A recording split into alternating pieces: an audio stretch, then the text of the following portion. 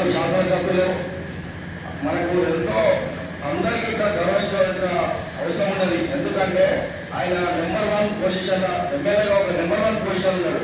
ఎక్కడైనా ఏ ఊరికి వెళ్ళినా ఎవరు అడిగినా నీకు ఉప్పల్లా మంచి వ్యక్తి దొరికిందంటే ఎవరైనా బండారు లక్ష్మణ్ అన్నగారు. ఆ విధంగా ఆయన పేరు ప్రతిష్టలు సంపాదించుకున్నాడు. ఆయనకు రానున్న రోజుల్లో కంపల్సరీ ఇప్పుడు ఆ పిల్లగాళ్ళకు నరేష్ అన్న కంపల్సరీ ఆయనకు మినిస్టర్ వస్తుందని మా అందరి ఆశీస్సులు, మా అందరి ఎల్లమ్మ తల్లి అందరి ఆశీస్సులతో మేము ముందుకెళ్తామని చెప్తూ, గతంలో ఏ విధంగా అయితే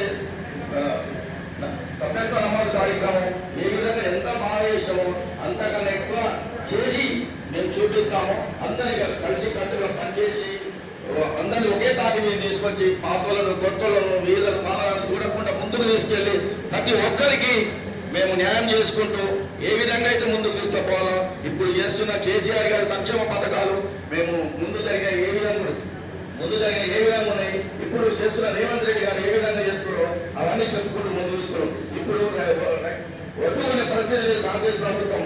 అందరు రైతులంతా రోడ్ల మీదకి వస్తున్నారు, మనం చూస్తున్నాం. ఇక్కడ చూస్తే ఈ పరిస్థితి, ఇక్కడ హైదరాబాద్ మొత్తం పేదవాళ్ళకు అసలు వీరు పురుషులే కూడా చేస్తున్నారు.